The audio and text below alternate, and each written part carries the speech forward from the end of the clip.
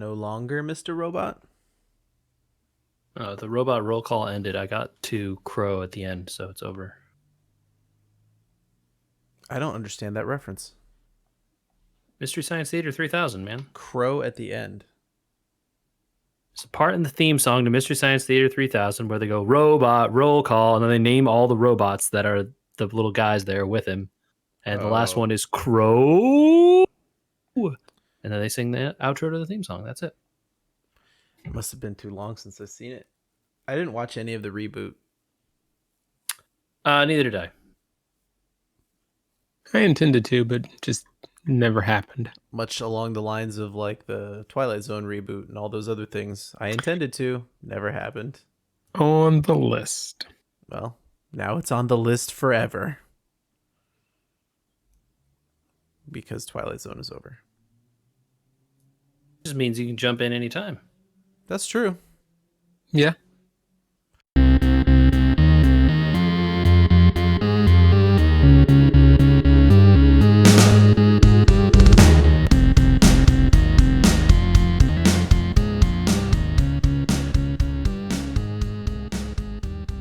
Good evening, JJ. Hello. Good evening, Michael. Hello. I earned 1,000. No. I didn't even make it 1 minute before I misspoke on the 250th episode. Great start. 250 episodes. It's the big one. It's the one I made a promise on. I got to keep it. Oh boy. It's a nice round number, 250. It means absolutely nothing, but it's good. It looks good on paper. That's a solid number. It makes you feel like you're really accomplishing, you know? Yeah, it's a quarter of the way to 1,000. And speaking of 1,000, I made 18,000 coins from 4 hits. That seems an impressive rate of return. Love it. Yeah, Wyatt Glover is a money machine. So the real problem is that Wyatt Glover is very bad at Blaseball. Yeah. Hello.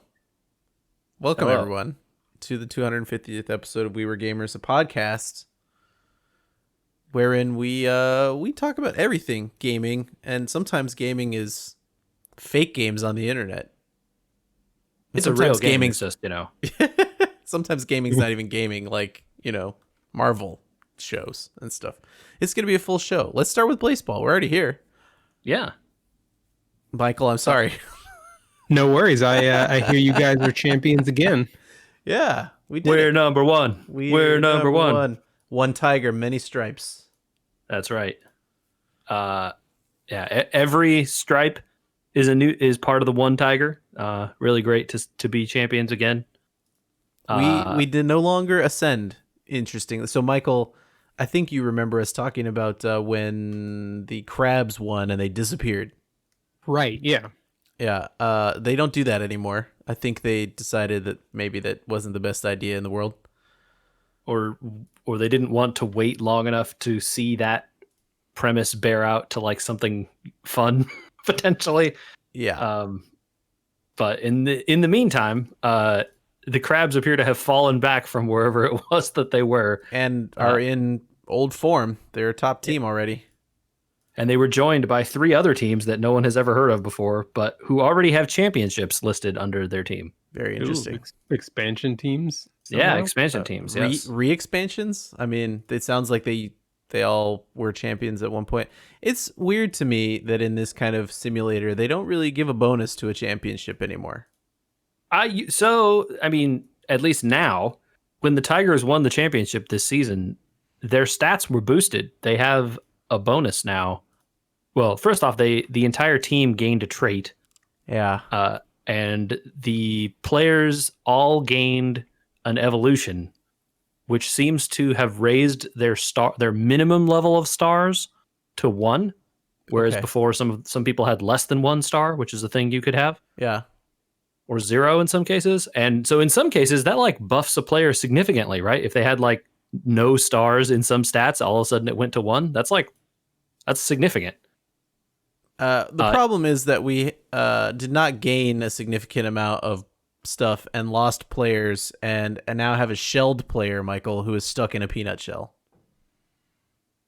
Peanuts for the peanut god. Yeah, but he can't play Blaseball while he's in a peanut shell, so we're just losing games now. Yeah, so he just goes up and strikes out every time. Yeah. It's a bummer. It's sad because we've lost multiple games by like 2 runs and he was something. Definitely, yeah. And you're like, dude, if this dude had played, yeah. we could have had so many more runs potentially.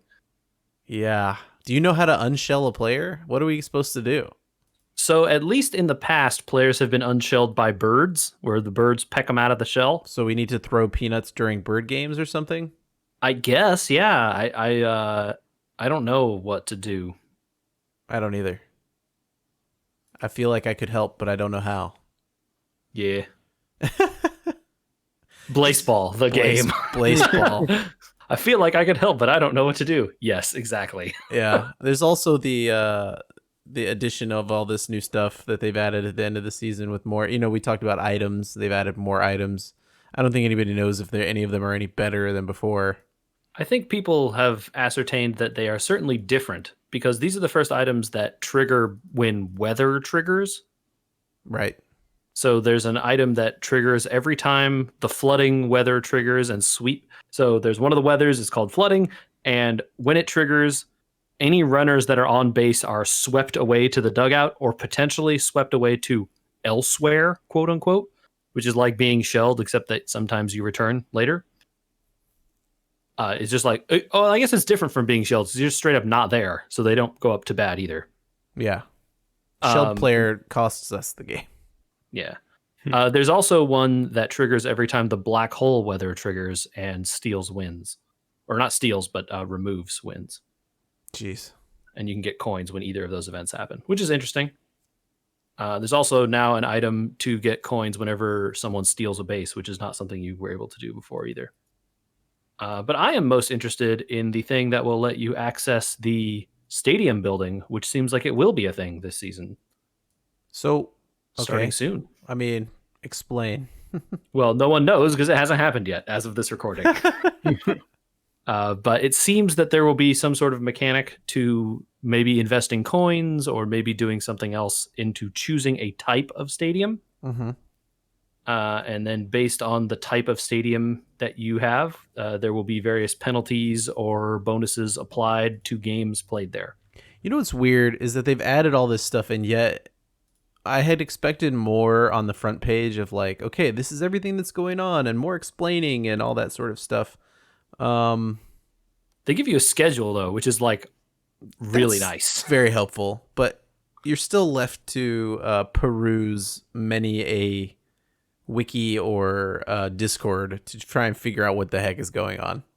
Well, I think part of that is part of the fun of the game of just like, it's this insane, impenetrable thing. And yeah, if you want to like get down with the crazy people on the Blaseball Discord and like learn about what actually is happening underneath the insanity, you can, but you don't have to. And the game is still fun when you don't. Sure. It is like a, you can enjoy this game on lots of different levels, right? You can get like really into the lore. There's a lot of people on that Discord who are super into lore, which is all fan made and like fan curated and run by fans. And if you think like Kingdom Hearts has crazy lore, dude, Blaseball. You know what Blaseball has, Michael? What's that? They have champagne flutes and popcorn and stale popcorn and chips and hamburgers and hot dogs and sunflower seeds and pickles and slushies and wet pretzels.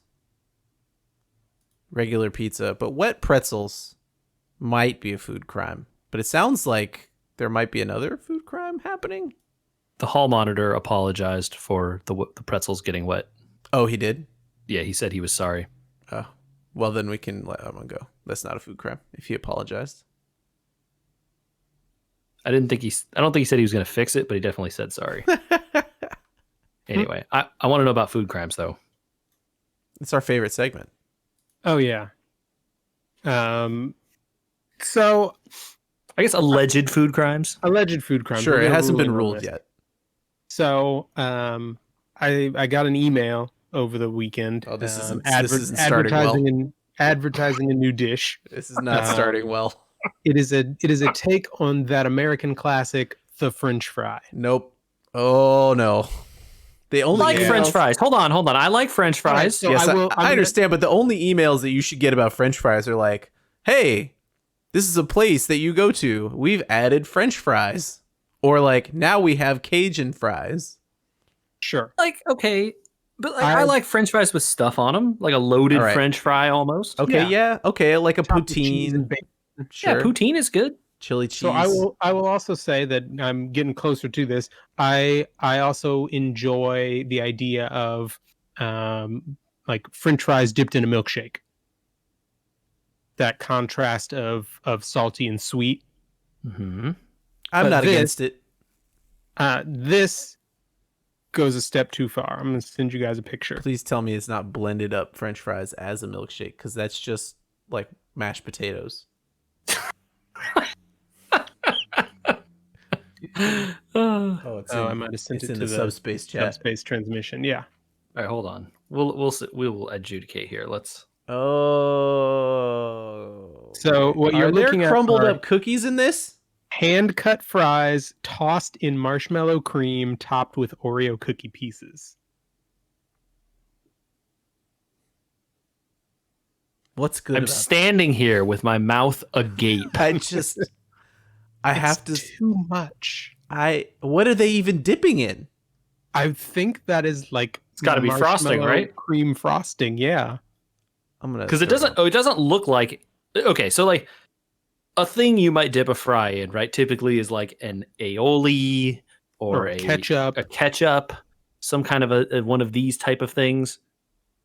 But you wouldn't serve that with this. This is way sweet, right? Yeah. What is wrong with people? This looks bad. It doesn't even look good. This doesn't look appetizing. I like to point out I think this is like that a bad picture. Even. I would also like to point out that I think this hand is photoshopped. Ooh, maybe. You might be right. Let me zoom. Where's the zoom? I'd have to open The nail original polish hand. looks awful fake. That the nail polish is real. All right, zooming in. If it's Photoshopped, the person spent way more time than they should have making it look like the person's hand is dirty. I'm zooming more.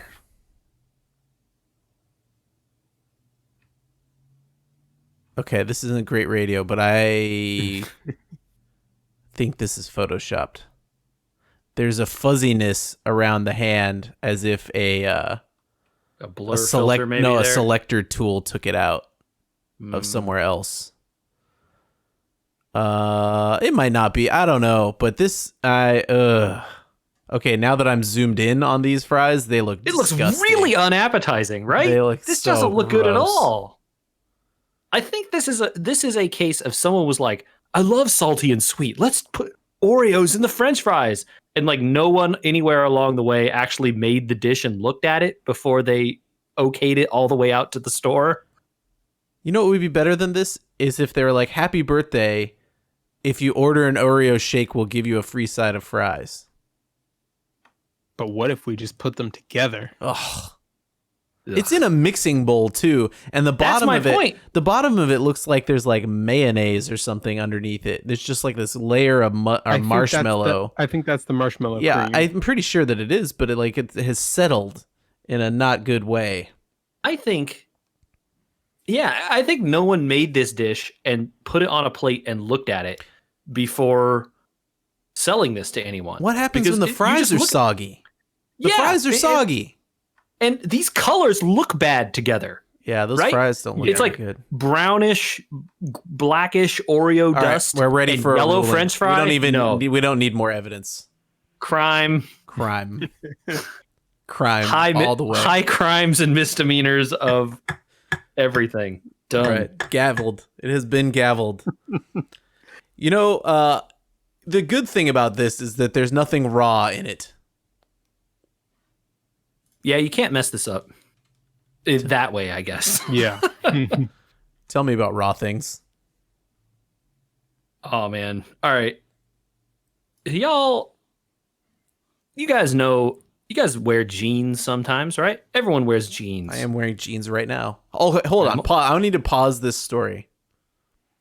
I was told by someone else that they Their family, not them personally, their family gets on their case about wearing jeans in the house.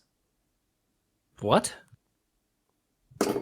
Like when you're at home wearing jeans indoors is like, it's not like indoor lounge wear. Like if you went to somebody's house, it's fine. But like if you're just hanging out at your house for the day, Should get more comfortable jeans. I just didn't understand. But- I didn't know if anybody had heard this before. Why? No. Okay. Well, Am I like required to wear sweatpants when on the off chance that she's listening, we've got your back. We all wear jeans at home. jeans are fine? I'm wearing jeans now. I wear every day. I feel like I wear jeans. I wear nothing else. Are you wearing raw jeans? It's complicated. Let's hold on. If you put your raw jeans in the dryer, are they then cooked jeans? No, so it's okay. So the term is raw denim. Raw denim. And the raw denim is related to the fabric, not the fact that the fabric is then made into stuff. The idea is that in the past, right, the memorialized past of jeans, hard scrabble miners and whatever, jeans were constructed in a different way than they are now, right? Just because like mass production wasn't a thing, jeans were built in a way that they had to be really tough and last forever. That's like where denim, you don't need to wash your jeans stuff comes from. So that is part of it. I don't agree with that part of it, and there are reasons to not agree with it, but the not washing your jeans thing is part of this discussion, I guess. So these jeans were built in a certain way. They were meant to like withstand all this work and last for forever, right?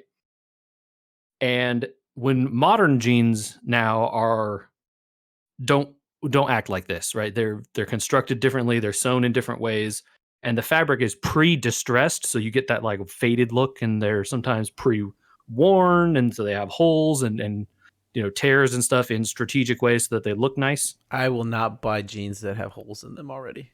I just won't do it. I'm just saying that it's a thing that happens, right? Sure. It's fashion, right? So raw denim is the like reverse of this trend, where unfashionable jeans. No, jeans that are like completely untreated. So they sew the fabric into the garment and then you buy it. It has never been washed before, including like to rinse the starch out of the fabric that they put in it, so that you get it and they're like really crisp and hard almost. Like to the point where it is like a like you have to like physically, like there's a break-in period in these jeans, right? You put them on and they're not comfortable. Oh, they're like what are those shoes they have to break in? Toms? I thought you were going to say like patent leather, but like the idea that too. The like big work boots, right? Where like these boots are literally meant to last you until you like are 70 on the job site or whatever, right? Or they have like infinite life warranties where they'll just replace the sole for you as many times as you want, right? Some of those kinds of leather shoes exist. Do your jeans have infinite warranty on them? No. Oh. But they are intended to last a very long time. And the fabric is completely it is just like it's dyed. And they did nothing. And to the point where sometimes these jeans are sold in what is called unsanforized. Sanford? Yeah, I'm pretty sure that's right. There's no D. It's not a sports thing or a school.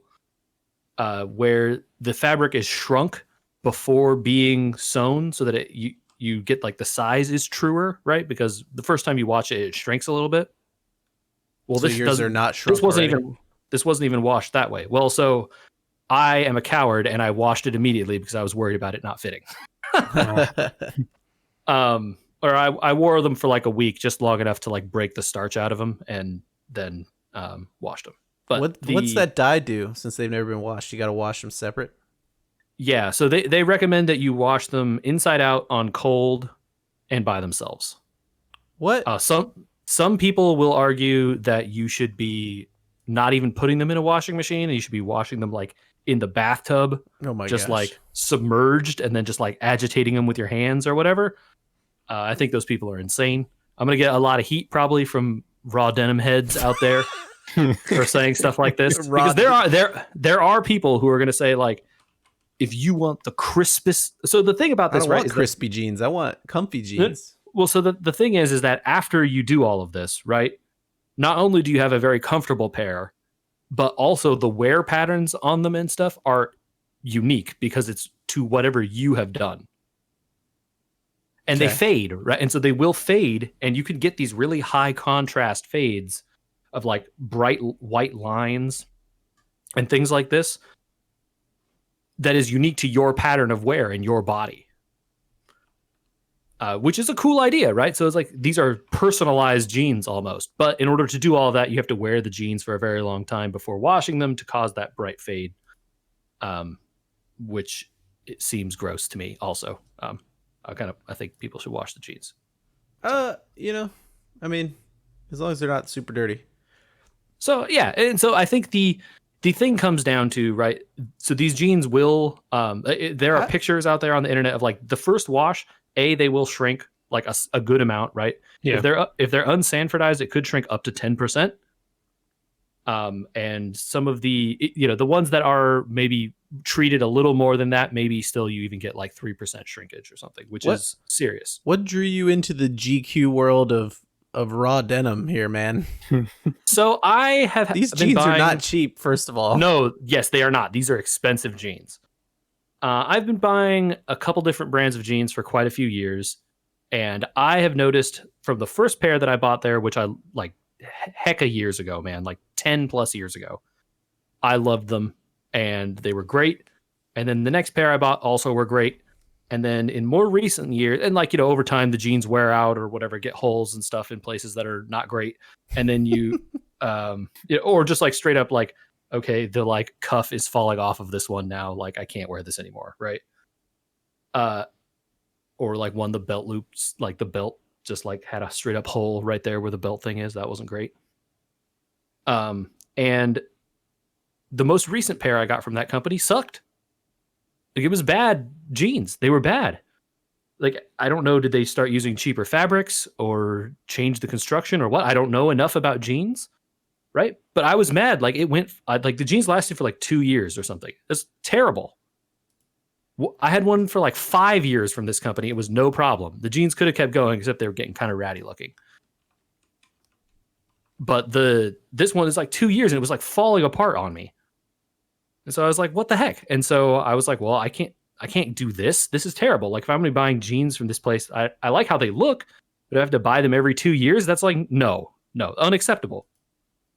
That's too often, right? So it's like, all right, I'm going to spend a bunch of money on jeans and get like 2 pairs or something.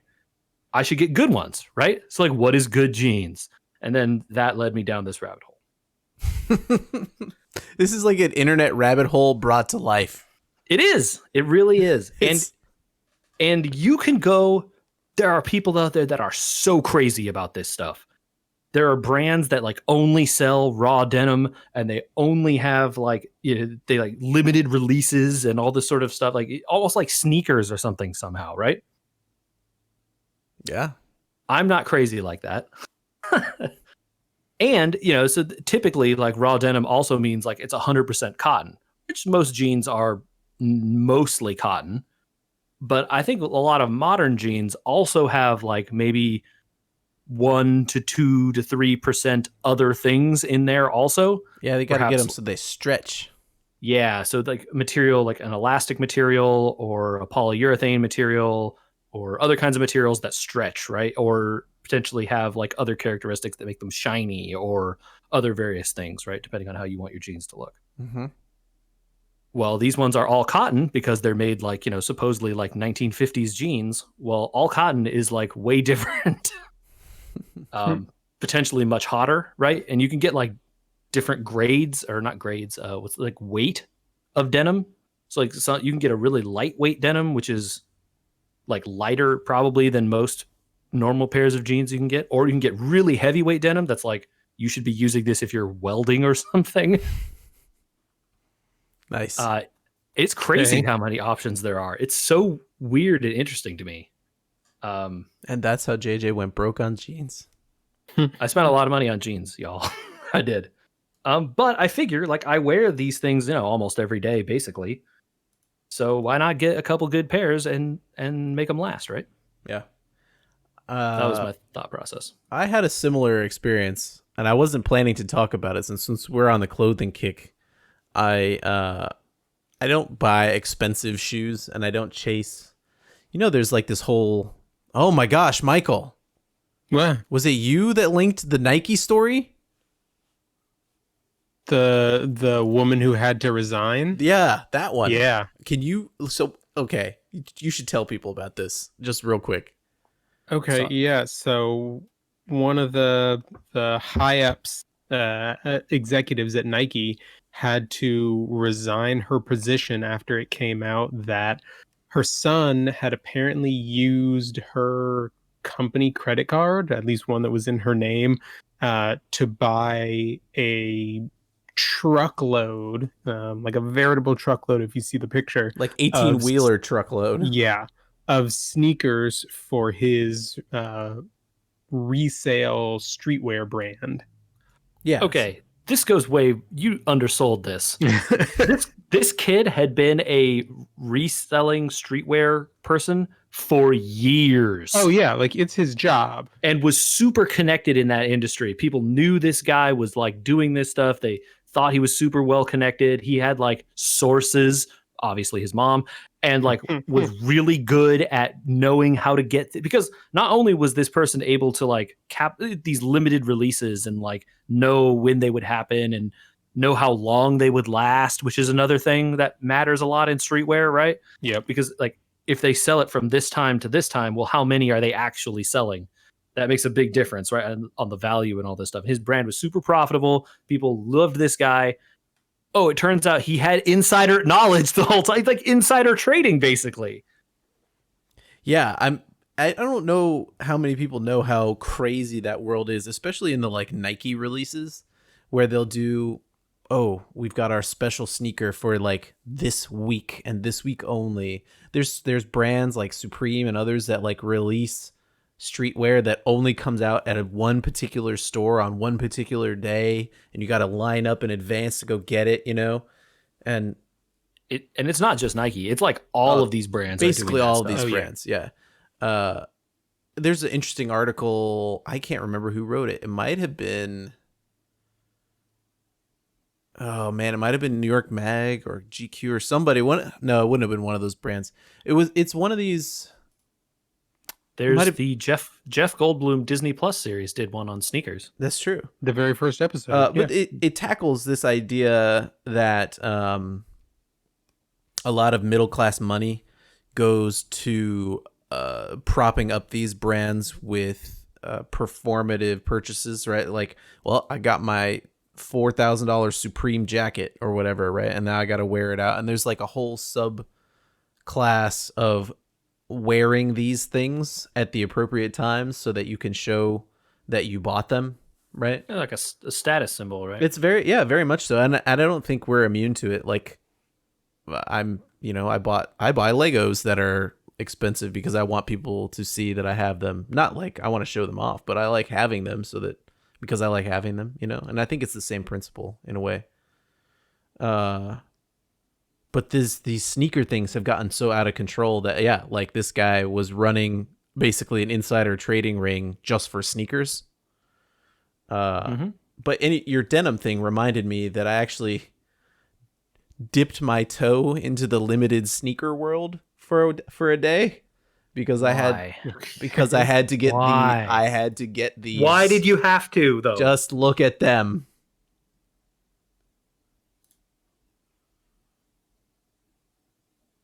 It's a shoe. Yeah, The child. it's the child shoe. I see. Are you gonna wear these? Yeah, I'm not gonna like hide them in a closet. I'm gonna actually wear them. This isn't my jam, but it looks nice. I guess It I don't does have look anything nice. to say. I don't have Okay, anything so to say about it. Adidas did a whole line of the Child and the Mandalorian footwear. How on a scale of like a lot to not a lot, how much were these? Nowhere near one of the Nike ones. Like, Okay. Okay. in terms of what I spend on shoes per year, I don't really spend on shoes. I actually buy. Here's a hot tip from the We Were Gamers crew: buy your shoes on Black Friday. Okay. Every single sneaker brand is on sale through their website and through like resellers like Amazon and all those places. All that stuff is for imminent sale at that time of year. They got to clear it all out because next year they got to come out with all new fashion stuff. And so if you're like me and you don't really care particularly about exactly how your shoes look or whatever, I buy 2 pairs of running shoes every single year on Black Friday, or in that week roughly of that shopping discount area, and I have like a decent budget for that type of shoe. Running shoes are not cheap. I would say they're not like $40 Reeboks. You know what I mean? Sure. But this was not outside the range of that. I think they were not even a bill. I want to point out that also raw denim goes on sale, and you should buy it then rather than full retail price. Similarly. Yeah, I mean, if you can not FOMO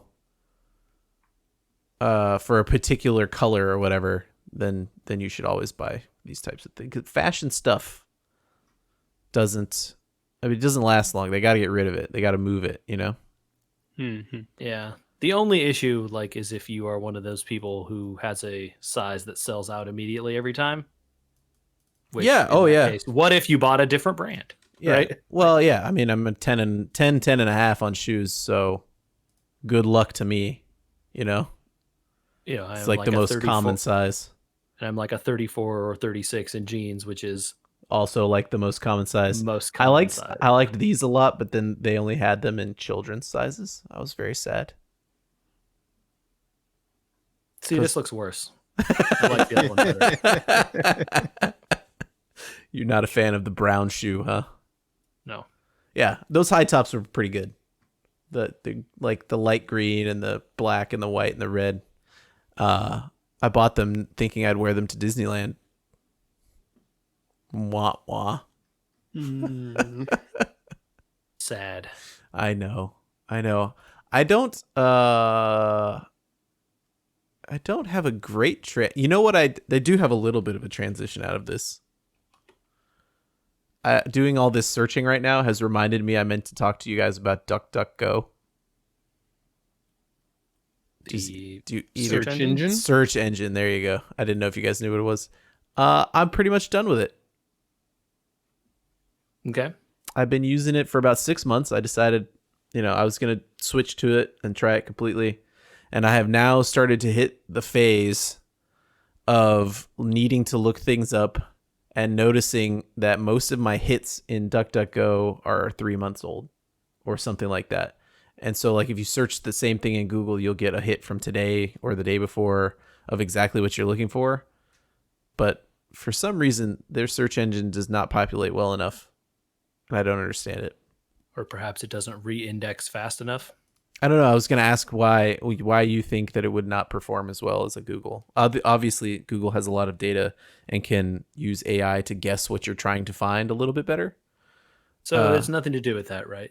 Well, I can't say that definitively, but I suspect it has to do with how much time, money, and effort they want to spend crawling various websites for new articles and new pages.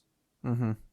Google knows that the instant any web page puts up a new page, because they have servers out there looking for new pages all the time, right? Absolutely. Yeah. Perhaps DuckDuckGo has a limited amount of that and therefore cannot find everything all the time when new things are added. Yeah. It's starting to become a problem. It seems like their indexing does not keep up with the times.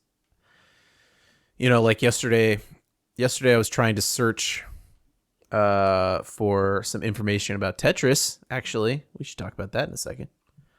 And I couldn't get a hit. I couldn't find any of the information I needed on DuckDuckGo. Went to Google, typed the same exact thing in, bang, there's the answer I needed right there. First hit. Weird. So I wanted to like take a 6-month review in it and be positive on it, but I don't know that there's any positive solution other than just go back to Google. Oh, well. Sounds like a monopoly. There's a reason they're Google. This does sound... Well, you know, to be fair, I haven't tried Bing. Microsoft would like you to. I guess I need to try Bing.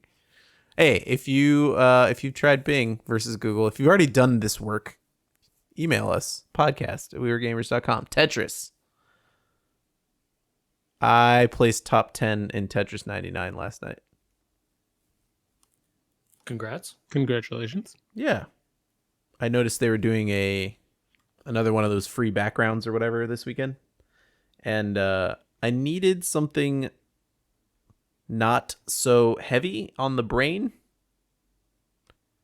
because I did 20 hours of yard work this weekend, shoveling and breaking things with hammers and all that.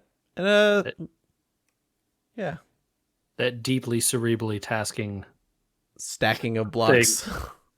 yard work. No, yeah, but you know, I know what you mean. When though. your I body do know what hits you the mean. 20-hour mark in a day and a half, your brain follows quickly thereafter. I do understand. Tetris didn't require a lot of thinking, but you know it did require some thinking this weekend. That ending of WandaVision. Okay. I mean, it was just like, spoilers, whatever, so on and so forth. Every spoiler in the world here, yes? Yeah. Okay. Yeah. So everybody got trolled. Unless I missed something. Okay, bye. By Yeah. my man crush Paul Bettany saying that he had always wanted to work with an actor that was still coming on the show. It turns out he just meant himself. I see. Okay. Yeah. I was very confused where you were going. With No. this. So the huge rumors about like who's coming to be the big reveal, was it going to be Doctor Strange? Was it going to be Nick Fury? Was it going to be, all these things were instigated, I think, a lot by him having said there was going to be another cameo and it was somebody he'd always wanted to work opposite. I see. Yeah.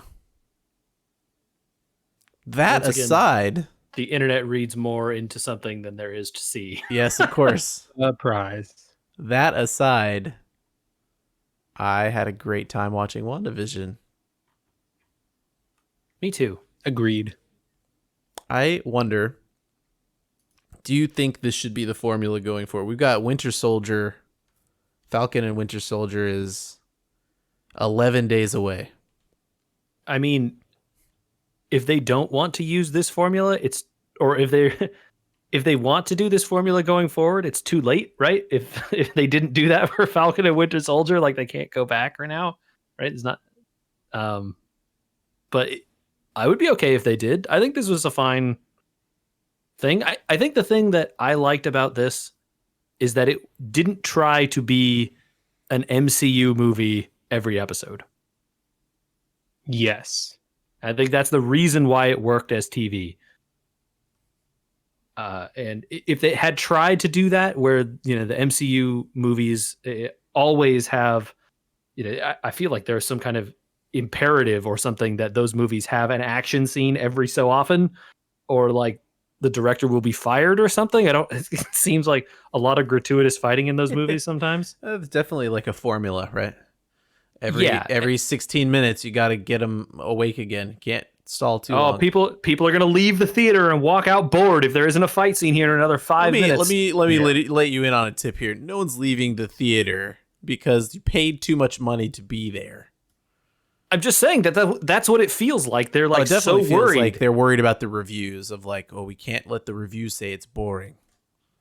The review that says there's too much action isn't a bad review, but the review that says it's boring in the middle, that's the one we don't want. And so as a consequence, a lot of the MCU movies don't get any time to develop the characters because they have to show them fighting all the time. I think that's not an unfair assessment. And in some cases, some of the MCU movies, stars don't get much time on the screen because their only appearances are in team up movies, right? Where they then are like the fifth most important character or lower potentially, right? I think that's the big thing here is to say, how much time would a Wanda get beyond Age of Ultron in the rest of the MCU? I mean, you could probably add it up directly. Just look at the Avengers movies, Age of Ultron plus the other two Avengers movies. I'm pretty sure that's every second of screen time Wanda had before this show. Sure. And it can't be much, right? Can't be. A Vision got more, but maybe not even a lot more. Maybe less. I mean, yeah, potentially. Wanda right? got time after Vision. Yeah, and he was dead and a large portion of 4 too. Aren't they from the same movie-ish? Well, are you saying that he counts because he was the voice of Jarvis? Yeah, he does count because he was Jarvis. Yeah, I wasn't. That's not what I was thinking of. But yeah, that's a good point. I guess, I don't remember when in Age of Ultron they both show up, if they were at the same time or not. Well, she gets a stinger in the movie before Age of Ultron with her brother. Right. But that's it, I think. And then they both show up in the same movie. Ken, help us out. I don't remember when Vision comes in, but I'm pretty sure it's Age of Ultron. Also. Yeah, of course it is. Yeah. Because he's got Ultron's body and Jarvis's brain and the Vision Stone, Mind Stone. Right. So I don't know. But I think it's good. This is a great way to explore those characters and to give us like satisfying narrative arcs for them, because they can spend an episode giving them like characterization and not have to resolve it. It's okay. They can resolve it in 3 episodes later when they have had an arc now, right? Like there's enough time for them to have arcs, which I think is great. I have a lot of questions left open by this, but I think that's a good thing. You know what I mean? Like it felt almost Mandalorian-like in its, I feel very satisfied, but I also still have some questions here. I think there's, so did anyone else wonder, like, were like witches and all this stuff always a thing in this universe? I don't know that I was prepared initially for that reveal that like, oh, hey, actual magic is the answer for some of this. I knew about Agatha. So in the comics, I knew that witches were a thing. I guess in the MCU, I don't believe it had ever been confirmed that witches were a thing. Yeah.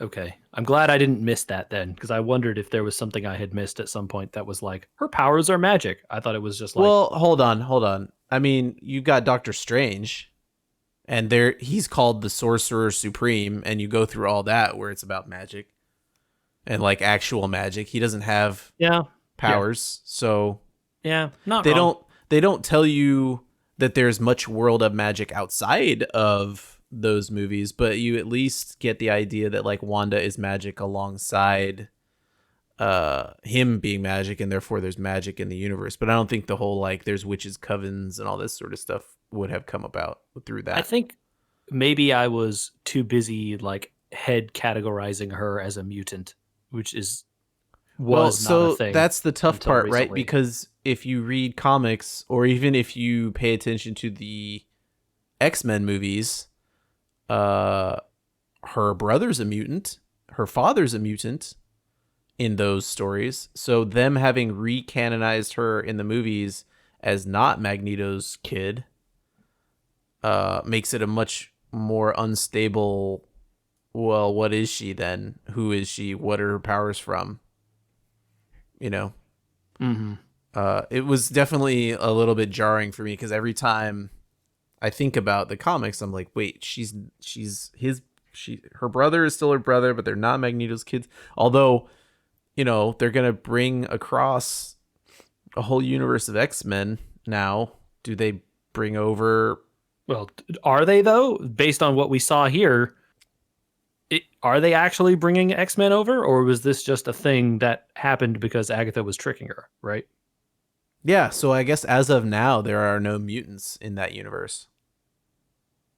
Yeah, not yet. All the mutants are not there, so she's not a mutant. She's definitely magic only in the MCU, which means she's a Doctor Strange. Well, as of now, we know she's more powerful than Doctor Strange. Potentially, I guess. Right? No, they said it. We... Agatha said that the Scarlet Witch is. That's what the prophecy is. The prophecy says she is more powerful than Doctor Strange. Than the Sorcerer Supreme, right? Yes, yeah, that's who is Doctor currently. I know. Currently, okay. We'll find out in Multiverse of Madness. Yeah, so that's the thing at the end there, right? Does Multiverse of Madness bring across another Pietro? Certainly could. Is that how we get the X-Men? It would be funny if they did and used the same guy again. Oh my god, no! And then she had a reaction to it, being like, "Well, this is fake," because that would be a good one that wouldn't necessarily you could just slide in there and not have to do a bunch of explanation for. I don't know. I don't know what their plans are for that. I vote against bringing over the Quicksilver from this show. You didn't like him? I think the actor was good at playing who he was supposed to play in this show. So he didn't do a bad job, but now I would have that taste in my mouth. You know what I mean? And I don't need a bro Quicksilver. Yeah, and you don't pull the same gag twice. I would hope fair. not. Fair.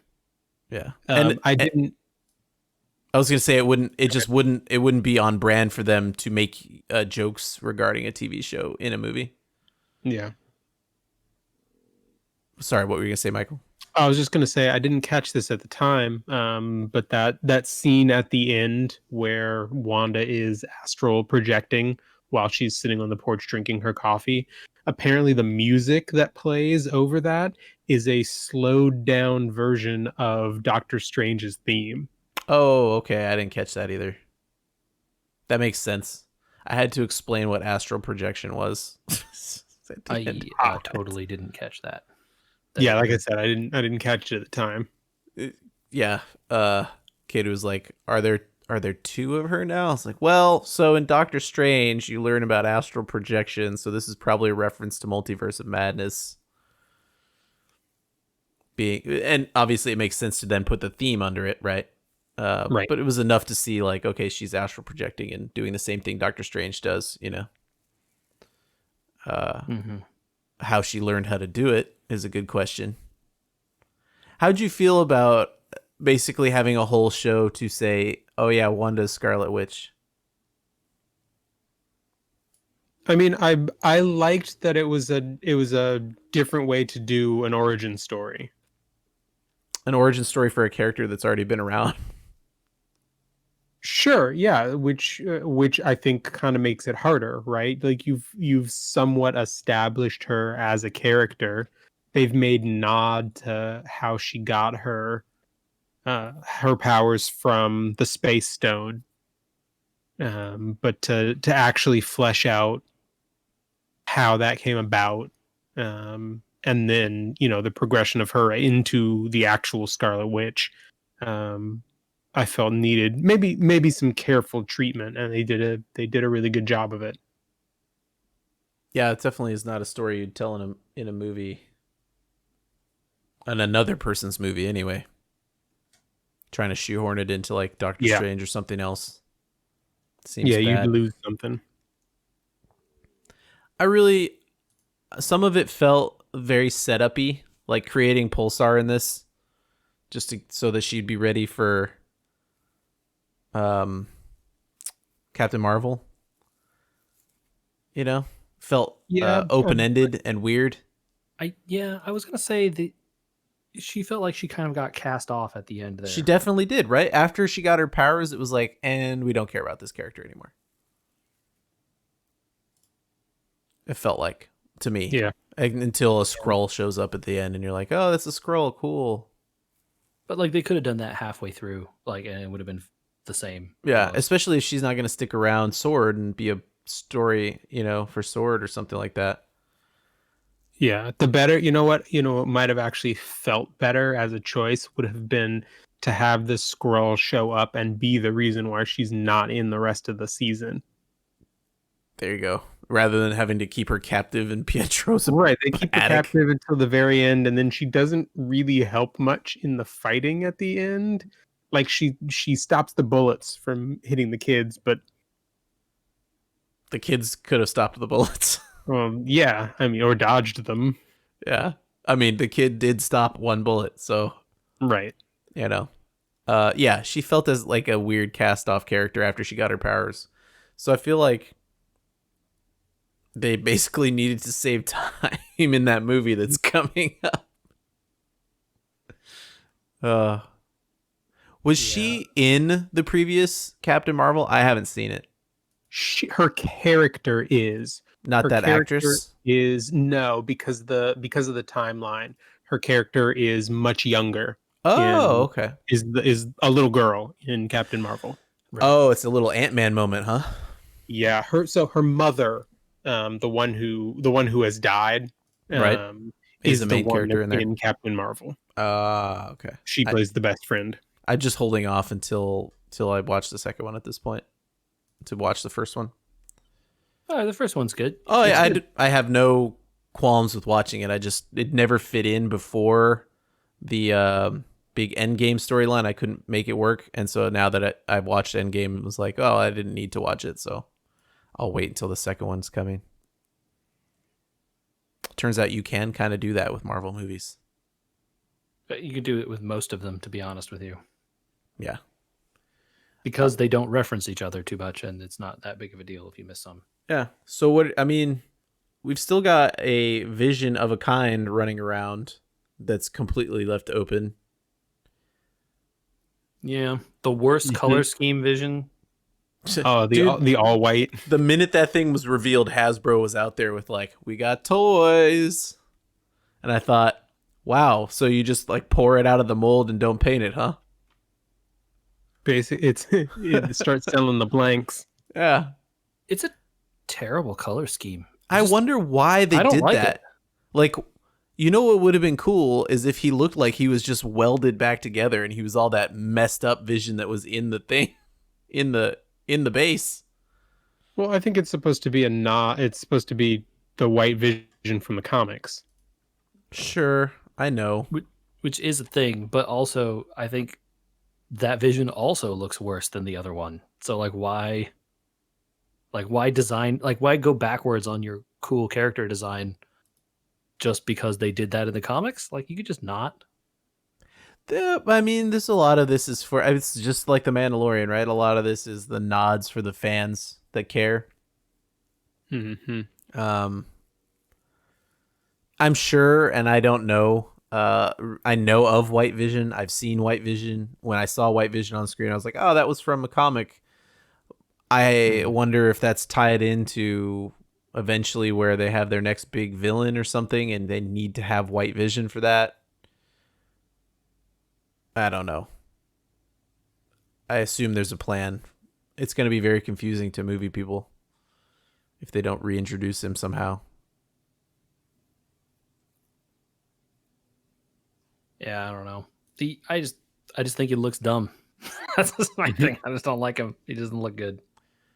You know what? It means we get more Paul Bettany, though. I am happy about that.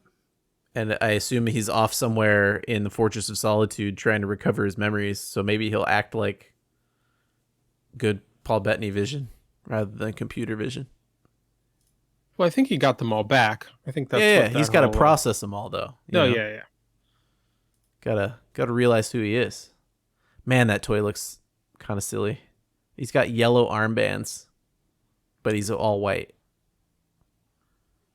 I'm sorry if Ken and Kit are enjoying that toy, but it's weird that he has yellow armbands to me. I'm sure he had them in the show, but eef. Okay, speaking of toys and new toys and ones that Okay, hold on. Do you think a new... This is what I'm going to ask. This is toys. Is a new Switch happening? Based on history, someday probably. Do you think Bloomberg, who has reported that there are new screens coming that are bigger, who said they're coming this year and has said that for 2 years, is correct? I don't know. Okay. Do you think having a bigger screen is going to happen? I don't know. It's possible. Man, you guys are really out there taking a stand. I'll take a stand. Mm-hmm. I don't think so. I think they're wrong. And here's why. Joy-Cons. Make the screen slightly bigger, the same size Joy-Con still fits on the side. I don't see what the issue is. How would this... You could only make the screen wider. You couldn't make it any taller. You're assuming that they have to stick to the height of the Joy-Con. There are ways that you can make the Joy-Cons attachable to the sides without the screen being the same height. Or they can just sell you new Joy-Cons, Andrew. Yeah, but they don't. Nintendo doesn't tend to do that. Nintendo loves selling you new Joy-Cons and new controllers all the time. What are you talking about, my man? The Wii used the Wiimotes 2 times in a row. The Wii you and could the still Wii U. You could still use your old ones. Yeah, but they won't click It's to the allowed. side and be the right size, is all I'm saying. Oh, but that's your problem, bro. They sold you new ones with that new thing. You could just use those. Ugh. You could still pair your little guys, and that'll still work. So you think they'll have 2 sets of Joy-Cons out there for grandma to mix up which ones to buy at Christmas time? But grandma, these don't fit. Just like how they had the Nintendo 3DS and the new Nintendo 3DS that no one bought because it was out for like 3 years before they canceled the platform. I bought one. And how many games used the new Nintendo 3DS? I don't care how many games used the new Nintendo 3DS. I bought one is the answer. It was like 3. It made older games faster too. Sure. And if they do something like that with the Switch, likely it will be a similar situation. Yeah, that part I get. I don't think they're going to get a bigger screen is all I'm saying. I don't think well, who knows? I don't know what the screen size situation is going to be, but I don't think the resolution on the screen is going to change any because that thing's still handheld, y'all. Yeah. Leave it alone. Make it the same size. Who cares? Make it do 120 FPS on the TV, though. Nope. Nah. Why not? Do you think that there is a processor they could fit in there that would make it do that? Yeah, because they'd still do 720p like they've been doing. It outputs 1080 in the dock. It does? I thought it was still 720 in the dock. No, it outputs 1080. Okay. Well, you could still do 1080, 120 in that little thing. My phone could probably do that. Yeah, on your like 5-inch screen on your phone. It's a big difference. I think what they might do though is allow it to upscale to 4K and then say it runs at whatever it runs don't at. Don't upscale. Don't do it. It's probably already upscaling to 1080p, so that's fair. I would not be surprised if that's what they did. That's fair. All right. If you think I'm wrong because no one else wants to take a stand and they are coming out with a bigger screen. I just want to say I don't care. Like whatever it does, I'm not going to buy a new one. I have this one. It still runs. I'm good. You know what they're going to do, right? They're going to do the same thing they did to me last time. They're going to put a Zelda skin on it and then I'll buy one. You mean when they release Breath of the Wild 2 as the launch title for it? You really think so? Breath of the Wild 2 is not this year, right? I think it might be Christmas. When do we So hold on. They said they're going to do another direct just for Zelda, right? I don't think they've made an official announcement. They but said they were going to do something else later this year for the 35th anniversary of Zelda. Okay. Because basically all they announced was the 10th anniversary re-release of Skyward Sword. A game that people don't like. Hey, I pre-ordered it and I will give it a fair shake. I'm willing to give it another shot with the upgraded controls. I'm going to waggle my sticks. Hey now. It's better than waggling my Wiimote. You know what I mean? Best of luck to you. I don't know that they're going to make it out of there with Breath of the Wild 2. this year. They It feels like if they were going to do it, that would have been the time to announce it, right? They seem really behind the eight ball on But who knows? type Who of knows? COVID production. They seem really behind the eight ball. There's Bombcast had a good week last week of what's his name? The Irish guy, Danny O'Dwyer. Yep. Was on there explaining where the COVID breakdown in production is going to happen. Everybody should go look to that. The language warning, but everybody should go listen to that and understand a little bit of how COVID ripples are starting to happen through the industry. And I think they're even worse at Nintendo. A company notoriously known for its office grind culture. The phrase "it's Mario time" is a thing that famously meant grinding very hard, staying many, many hours in the office to finish a Mario game. Yep. So I'm not optimistic about a new Switch or Breath of the Wild 2 this year, personally. But if I'm wrong, where can you send the hate mail? You could send that to podcast@weweregamers.com. If you're really into Raw Denim and you want to tell me why I'm wrong about everything I just told you, I don't that's think also so. the place. I think you sold me on Raw Denim. Or you actually tried the Oreo fries and want to tell us they Oh were the my greatest God. thing you ever had. If you No, want don't to tell us challenge our ruling on can't be. Oreo fries, I am ready to go. It can't be. So there's no point in There's sending that email. There's no way, if they weren't, those fries would need to be like triple fried for them not to be soggy and gross. So that's podcast@weweregamers.com. All of that. We're If you have also comments on the social Oreo media. fries, it should just go to trash@weweregamers.com. Send that straight to your own trash. You don't need to send it to us. Yeah. Also, the podcast is available on all fine podcasting services: Apple, Google, Spotify, YouTube, everywhere you could go. If you're on YouTube, you can subscribe to us there. That would be really helpful. Hit that little bell to get notified when the new episodes go up. It'd be great. Okay, back to spoilers. Agatha was a good villain. Catherine Hahn did great. Mm-hmm. Yeah. Like, really good. Like, I'm sad that she's gone. Good. Not gone forever, but, like, definitely written out for now.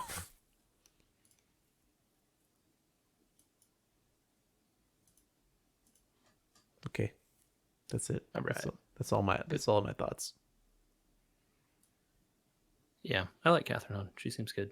It's weird to just have watched 9 episodes of a Marvel thing and, like, there was a lot of hype around it, but at the end of the day, it's kind of like, yeah, that was good.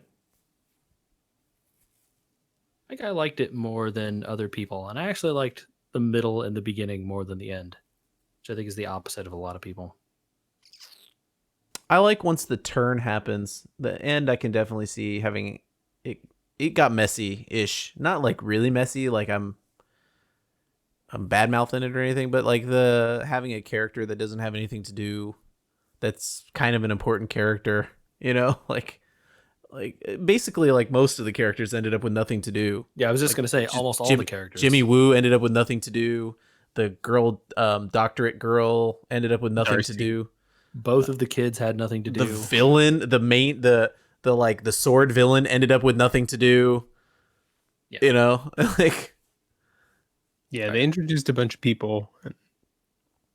So it got weird in terms of like, I know we have this big fight with Agatha and we got to spend the special effects budget in the last 2 episodes. Mm-hmm. But yeah, maybe Well, all that wrapped up well though. it did. It all wrapped right. up good. So, I'm not complaining. It just, We got Ship of Theseus, guys. What else do you need? yeah. that was all right. Yes. We didn't even mention that we want the Paul Bettany audiobooks series.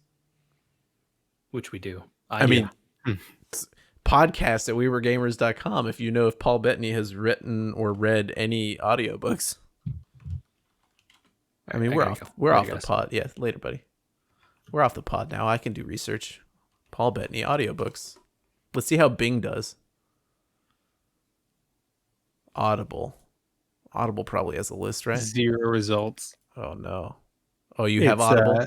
no. But someone posted like 2 weeks ago, is there any audiobook in Paul Bettany's voice as a Reddit thread? And someone looked on Audible already. 0 results. No. This is a crime. Where's JJ? We need him to gavel this.